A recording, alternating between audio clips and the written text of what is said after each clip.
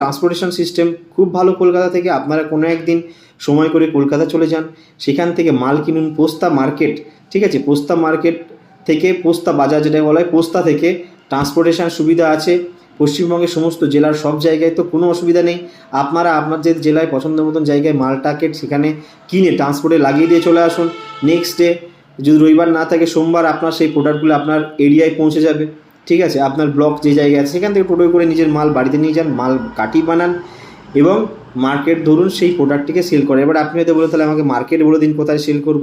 আপনি India মার্টে account করে মাল বিক্রি করতে পারেন, আপনি ফেসবুকে অ্যাডভার্টাইজমেন্ট করে মাল বিক্রি করতে পারেন, বা আপনি অনলাইনে যদি সার্চ করেন যে আগরবাতি সাপ্লায়ার কে কে আছে, কারা র মেটেরিয়াল কেনে, এরকম যদি ইন্টারনেটে সার্চ করেন প্রচুর প্রচুর ফোন নাম্বার পাবেন, আমার নাম্বারও পেয়ে যাবেন, আমাদের এলাকার আরও অনেকের নাম্বার পাবেন এবং ভারতবর্ষের বিভিন্ন জায়গার নাম্বার পাবেন। তাদের সঙ্গে যোগাযোগ করুন, আপনার ক্লায়েন্ট জোগাড় হয়ে যাবে।